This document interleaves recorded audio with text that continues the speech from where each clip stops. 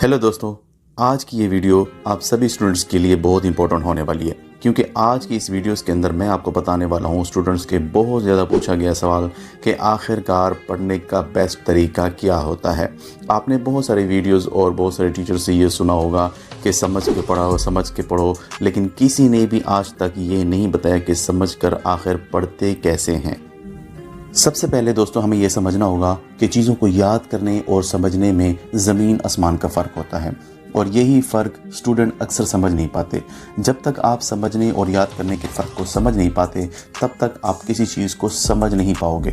जब आप इस फ़र्क को समझ जाओगे तो डेफिनेटली आपको ये टेक्निक भी बहुत आसानी से समझ आ जाएगी। किसी चीज़ को समझने और याद करने में फ़र्क ये है कि याद की हुई चीज़ आपको 1-2 हफ्ते तक याद रहती है और फिर वो भूल जाती है, जबकि समझ कर पढ़ी हुई चीज़ों आपको सालों तक याद रहती हैं। और मज़े की बात यह है कि आप किसी भी जाके स्टूडेंट से जाके पूछेंगे तो वो आपको कह रहा होता है कि मैं चीज़ों को समझ कर पढ़ रहा होता हूँ, लेकिन अगर आप उसकी रूटीन की लाइफ देखें तो उनको बार बार वो चीज़ें देखनी पड़ती है क्योंकि बीइंग एज ए प्रोफेसर, क्योंकि कई सालों से इस एजुकेशन सिस्टम का हिस्सा हूँ, तो हमने खुद ये चीज़ें नोटिस की हैं कि स्टूडेंट्स को एफ़र्ट करनी पड़ती है उन चीज़ों को बार बार याद करने में। अगर वो ये एफ़र्ट उसको सीखने में लगा दें, उस चीज़ को कॉन्सेप्टली डीपली सीखने में लगा दें, तो नो डाउट वो चीज़ आपको सालों याद रहेगी। तो जिस टेक्निक के ऊपर हम बात करने वाले हैं वो दुनिया की एक नंबर 1 टेक्निक है जिसका नाम है फेमन टेक्निक। ये technique Nobel prize winner sir Richard Feynman ने हमें प्रोवाइड की है, जिसका वो यूज़ करके क्वांटम फिज़िक्स जैसी भी डिफ़िकल्ट एंड कम्प्लेक्स से कम्प्लेक्स सब्जेक्ट को भी आसानी से वो कर पाते थे। और इवन कि वो इसको इतना आसानी से कर पाते थे कि इवन कि वो अगर 5th क्लास का बच्चा भी है तो उसको भी वो आसानी से समझा पाते थे। तो अगर आप भी अपनी पढ़ाई को लेकर के सीरियस हैं तो डेफिनेटली इस टेक्निक से आप भी बहुत ज़्यादा फ़ायदा उठा सकते हैं। और मैं आपको गारंटी से कह सकता हूँ कि इस वीडियो के एंड तक आप वाकई ये समझेंगे कि वाकई मैंने आज इस वीडियो से बहुत ख़ास सीखा है। इस टेक्निक का सबसे पहला जो स्टेप है कि जो भी आपने टॉपिक सेलेक्ट किया है, choose the topic which you want to study. आपके पास कोई सब्जेक्ट है, कोई टॉपिक है जिसको आप पढ़ना चाहते हैं, उसको आपने डीपली अपने टीचर से समझना है या उसके ऊपर आपने वीडियोस देखनी है। किसी तरीके से भी आपने उस टॉपिक को चीज़ को समझना है। फॉर एग्जांपल आपने मोल एंड एवोगाड्रो, केमिस्ट्री का एक इंपॉर्टेंट टॉपिक है मोल एंड एवोगाड्रो, या उससे रिलेटेड हाइब्रिडाइजेशन कुछ भी हो सकता है। आपने उस टॉपिक को जितना डीपली अच्छे से टीचर से समझ लेना है, उसके ऊपर जितने भी कॉन्सेप्चुअल क्वेश्चन आपके जहन में आते हैं आपने वो सारे क्लियर कर लेने। जब आप उस टॉपिक को अच्छे से समझ जाएं तभी आपने सेकंड स्टेप के अंदर आना है। फेमन टेक्निक के सेकंड स्टेप में जो कुछ भी आपने ऊपर के टॉपिक में समझा है, सीखा है, उसको आपने किसी नोटबुक के ऊपर, किसी वाइट बोर्ड के ऊपर या किसी भी पेज के ऊपर आपने उसको अपने इजी अल्फाज के अंदर उसको लिख लेना है। आपने उस टॉपिक को अपने अल्फाज में क्यों लिखना है? क्योंकि स्टूडेंट्स, हम कोई रोबोट नहीं है कि जो कुछ भी आपको सिखाया गया, समझाया गया हूँ बहू सेम आप उसी टीचर के वही अल्फाज ही आगे जाके डिलीवर करते रहें। या आपने किसी बुक से अगर रट्टा लगाया है तो अगर वही चीज़ें आप सेम वही वर्डिंग अपने पेपर में लिखने वाले हो तो ये एक्सरसाइज यकीन माने आपको फंसा देगी, आपको बहुत मुश्किल से दो चार करवा देगी।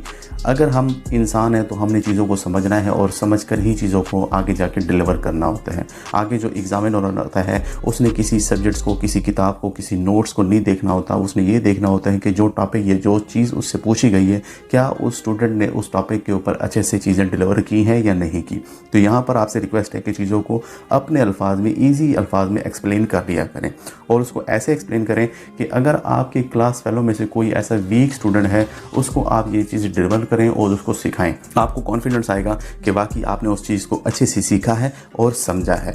अगला जो स्टेप है इसी फेमन टेक्निक का वो ये है कि हमने जो कुछ भी ऊपर सीखा है, समझा है, उसमें से हमने गैप्स ढूंढने होते हैं। गैप्स का यहाँ पर मतलब होता है कि आपने जो कुछ भी सीखा है, अगर आपको अगले को समझाने में बहुत ज़्यादा डिफ़िकल्टी हो रही है और बहुत ज़्यादा मुश्किल वर्ड्स आपको यूज़ करने पड़ रहे हैं, तो इसका मतलब है आपने उस टेक्निक को ऑलमोस्ट 100% नहीं सीखा। तो उसको मज़ीद आसान से आसान बनाने के लिए आपने उसके ऊपर सोचना होता है, उसके लिए एग्जाम्पल्स ढूंढने होते हैं। अब यहाँ पर हम बार बार इस चीज़ के ऊपर फोकस करने हैं कि जो भी आपने टॉपिक सेलेक्ट किया है उसको आपने अच्छे से समझकर अगले को अच्छे से डिलीवर करना है। अगला आपका क्लास फेलो हो सकता है, कोई वीक स्टूडेंट हो सकता है, इवन कि 5th क्लास का बच्चा भी हो सकता है, डिपेंड करता है आपके ऊपर। या उसको आप किसी पेज के ऊपर लिखें, अच्छे से एग्जांपल्स दे करके आप उसको अपने टीचर से भी मार्क करवा सकते हैं कि इस टॉपिक के ऊपर जो वर्डिंग मैंने यूज़ किया है, इसको जो मैंने सीखा है, क्या ये सही है या गलत है। वो आपको बेहतर तरीके से गाइड भी करेगा। और नेक्स्ट जो लास्ट स्टेप है इस टेक्निक का, वो ये है कि ऊपर जो कुछ भी आपने सीखा है, समझा है, उसको आपने एक मरतबा रिपीट करके और उसको मज़ीद ईजी से ईजी लैंग्वेज के अंदर कन्वर्ट कर देना है। और आप देखेंगे कि अगर आपने ये सारे स्टेप्स अच्छे से फॉलो कर लिए हैं तो डेफिनेटली फिर आपको ये तमाम चीज़ें जो आपको बहुत ज़्यादा याद करनी पड़ती थी, उनको समझने और आगे के डिलीवर करने में बहुत आसानी हो जाएगी। अब स्टूडेंट अक्सर कह रहे होते हैं कि यार ये बहुत मुश्किल है या ऐसे स्टेप्स हैं। तो डेफिनेटली कोई भी आप काम करेंगे, स्टार्ट्स में आपको थोड़ा सा मुश्किल लग रही होती है, क्योंकि ऊपर की वीडियोज़ में मैं बता चुका हूँ कि आप कोई भी काम करेंगे जो आपके कंफर्ट जोन से या आपकी जैसे आते हैं उनके अलावा कोई भी आप काम करेंगे तो शुरू में आपको थोड़ा सा मुश्किलात होती हैं, लेकिन जैसे जैसे आप उन स्टेप्स को बार बार फॉलो करते हैं तो वो चीज़ें वो आपके लिए आसान से आसान होती चली जाती है। अगर आप चाहेंगे कि शुरू के कुछ महीने लेकर के आप इस आदत को अपना लें तो ये सारी ज़िंदगी आप जो कुछ भी पढ़ेंगे डेफिनेटली वो आपको याद भी रहेगा और आपको ज़्यादा से ज़्यादा एफर्ट भी नहीं करनी पड़ेगी। तो उम्मीद करता हूँ वीडियोज़ आपको अच्छी लग रही होंगी, और अगर अच्छी लग रही है तो डेफिनेटली इसको लाइक ज़रूर कर दीजिएगा ताकि इससे भी अच्छी से अच्छी वीडियोज़ आपको मिलती रहें। Thank you so